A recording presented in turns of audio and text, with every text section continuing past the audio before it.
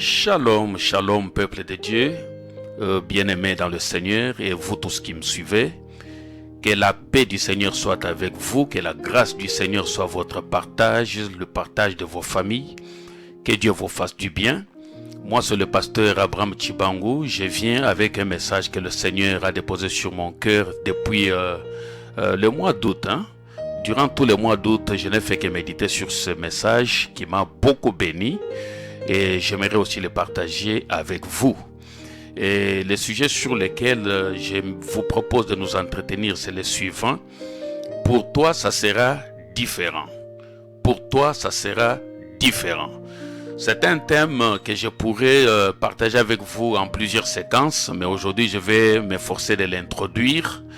Et dans la suite, on verra comment on pourra évoluer et les partager selon que le Seigneur et le Saint-Esprit va nous permettre de le faire. Voilà. Pour toi, ça sera différent. Et je m'en vais faire deux lectures dans la parole de Dieu. Je lis dans la version Louis II. La première lecture se trouve dans Luc, chapitre 1. Je vais lire à partir du verset 26 jusqu'au verset 35. Luc chapitre 1, de 26 à 35. Je lis au nom de Jésus. Au 6e mois, l'ange Gabriel fut envoyé par Dieu dans une ville de Galilée appelée Nazareth, auprès d'une vierge fiancée à un homme de la maison de David nommé Joseph. Le nom de la vierge était Marie. L'ange entra chez elle et dit: Je te salue, toi à qui une grâce a été faite, le Seigneur est avec toi.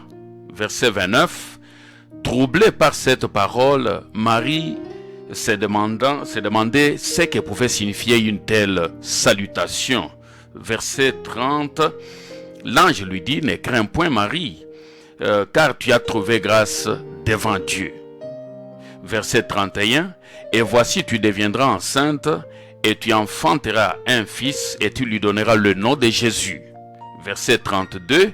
Il sera grand et sera appelé fils du Très-Haut, et le Seigneur Dieu lui donnera le trône de David son père. Verset 33. Il régnera sur la maison de Jacob éternellement, et son règne n'aura point de fin. Verset 34.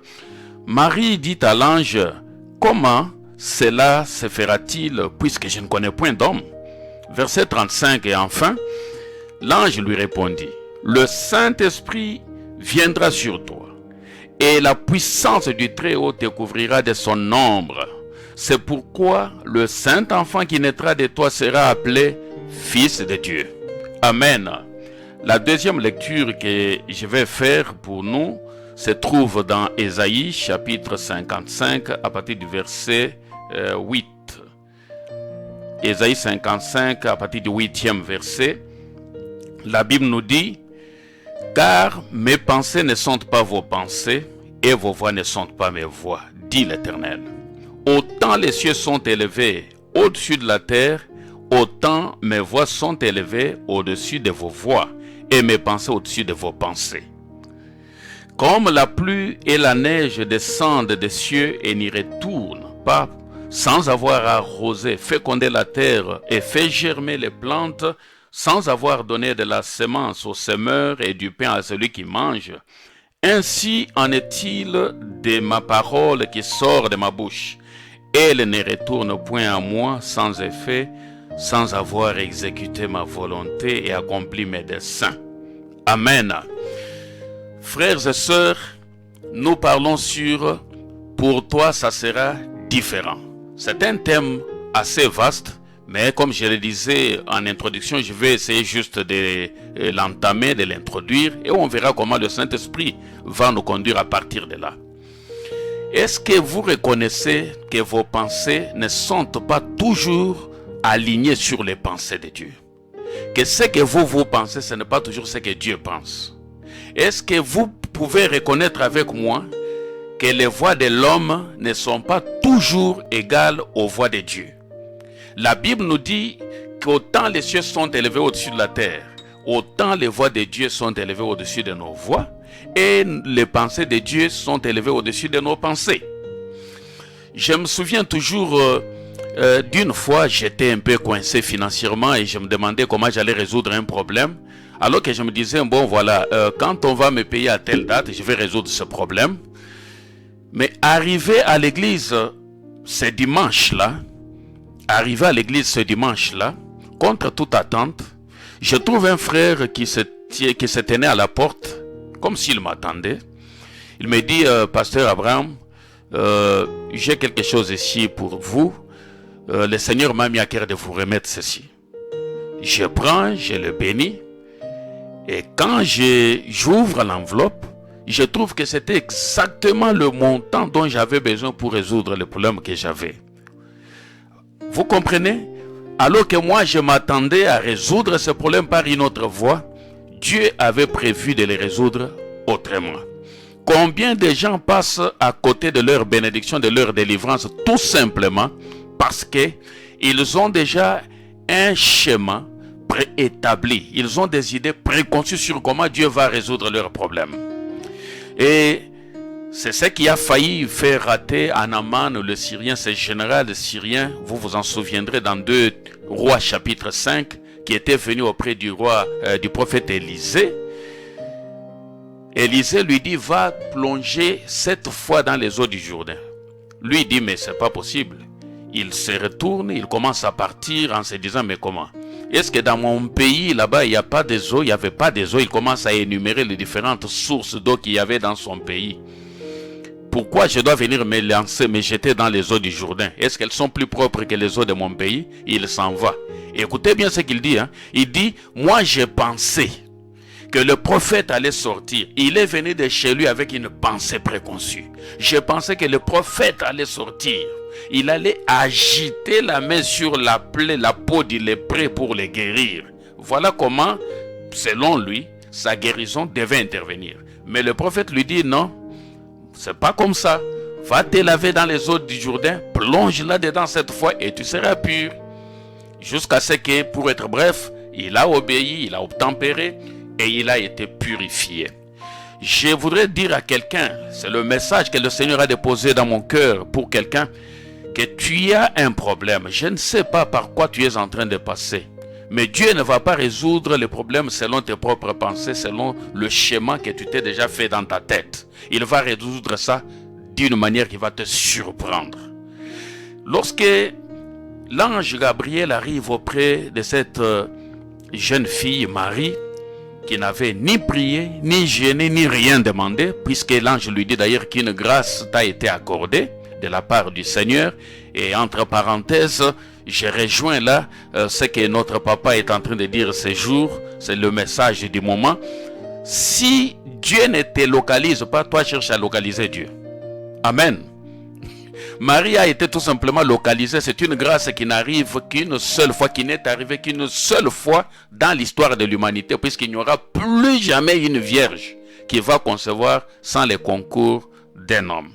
Alors, lorsque, je referme cette parenthèse pour revenir à notre sujet, lorsque l'ange dit à Marie qu'elle va devenir, qu'elle va porter physiquement Dieu dans son sein, Marie dit, mais écoute, cher Gabriel, je pense que comme tu vis au ciel là, tu ne sais pas comment les choses se passent ici sur la terre. Attends, je vais t'expliquer. Pour qu'une femme tombe enceinte, il faut le concours d'un homme. Il faut qu'elle soit avec un homme pour qu'ensemble, ils puissent produire un enfant. Mais moi, je ne connais point d'homme. Comment tu dis que je vais devenir enceinte? L'ange lui explique ceci. Il lui dit, je connais tout ça, tu ne m'apprends rien. Mais pour toi, ça sera différent. Je sais que pour qu'une femme puisse concevoir, il faut le concours d'un homme. Mais pour toi, ça va être différent, Marie. L'Esprit Saint va descendre sur toi. Sa puissance va te couvrir. L'ombre du Tout-Puissant va te couvrir. C'est même pour cela que le fils qui va naître de tes entrailles sera appelé fils du Très-Haut. Ça sera différent. Tu n'as pas besoin d'un homme, Marie. Je connais tout ça, tu ne m'apprends rien. Alors, je voudrais dire à quelqu'un qui est dans la même situation que Marie, Dieu te parle, mais tu regardes à tes circonstances. Dieu te parle, tu regardes à tes moyens. Dieu te parle, tu es en train de regarder à ton niveau d'études. Dieu te parle, tu regardes à tes diplômes, à tes relations. Tu te dis, mais comment cela se fera-t-il? Je suis là pour t'annoncer de la part du Seigneur, puisque je crois avoir reçu ce mandat, que pour toi, ça va se faire différemment. Ça sera différent. Ça ne sera pas par les moyens humainement connus. Ça ne sera pas par les mêmes procédés que les autres ont empruntés pour résoudre leurs problèmes. Pour toi, ça sera différent. C'est le message que le Seigneur a déposé sur mon cœur pour partager avec toi. Ne limite pas Dieu. Beaucoup de gens ont raté leur bénédiction, leur délivrance, tout simplement parce qu'ils s'attendaient absolument à ce que Dieu puisse résoudre leurs problèmes de cette manière-là. Alors que Dieu avait prévu un autre moyen. Dieu avait prévu un autre moyen de les visiter. Si tu n'es pas flexible, ce message a pour but de t'amener à être flexible, à être ouvert, à ne pas limiter Dieu, à faire confiance au Seigneur, à savoir que tes pensées ne sont pas toujours les pensées de Dieu et tes voix ne sont pas les voix de Dieu. Les voix de Dieu sont insondables, elles sont variables, elles sont illimitées, elles sont infiniment élevées au-dessus de tes voix. Ses pensées sont infiniment élevées au-dessus de tes pensées. Il va te surprendre. Il va résoudre ton problème d'une manière qui va te surprendre toi-même, qui va t'étonner. Je vais terminer cette première partie avec un autre exemple. Lorsque vous prenez l'évangile de Jean au chapitre 5e, à partir du premier verset, on nous parle d'un homme qui était malade depuis 38 ans. Il était là couché au milieu de plusieurs autres malades. Il y avait des boiteux, des paralytiques, ils étaient tous là. Quand Jésus arrive, il les localise. Il les localise, puisque cet homme n'a pas prié, il n'a pas jeûné, mais Dieu lui a fait grâce, il l'a localisé. Il les regarde et sachant qu'il était malade depuis longtemps, Jésus pose tout simplement cette question. Veux-tu être guéri?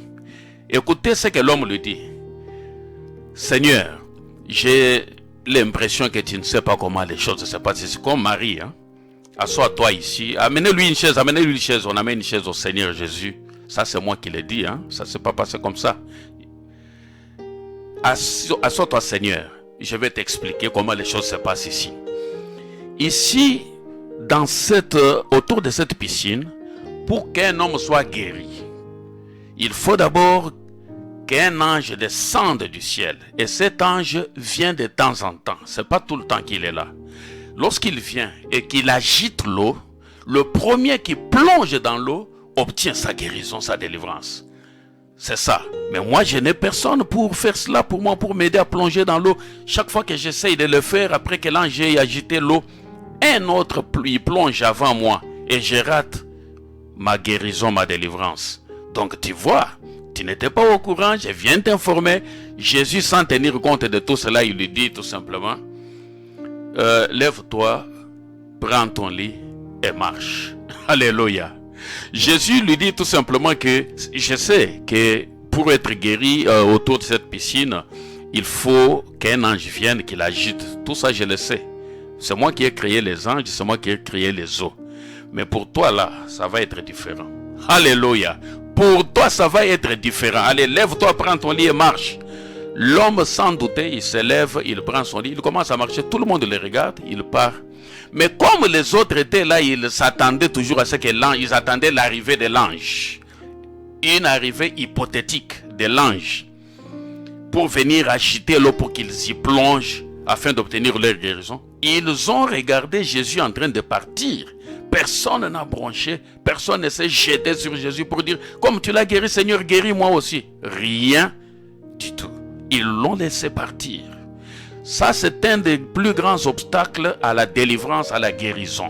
Quand Dieu te visite, toi, tu te limites puisque tu as déjà tes idées préconçues. Tu te dis non, pour résoudre ce problème, il faudra seulement que je passe par cette voie.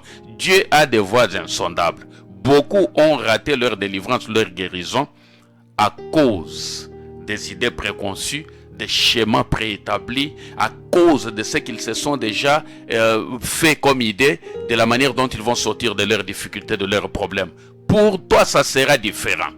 Je sais que tout le monde passe par cette voie-là pour obtenir ceci ou cela, mais toi, la voie que Dieu va utiliser va te surprendre. C'était la première partie de ce message. Je ne vais pas vous retenir longtemps. Reste ouvert, reste flexible. Fais confiance à Jésus, car Jésus sait quel moyen il va utiliser pour résoudre ton problème.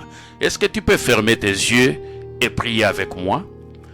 Dis ceci: Seigneur Jésus, je te fais confiance. Je ne sais pas comment mon problème sera résolu, mais je te fais confiance.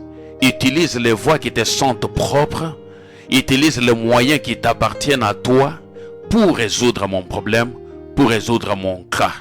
Résous-le comme tu l'entends. Je ne te limite plus. Je suis ouvert. Je reste flexible.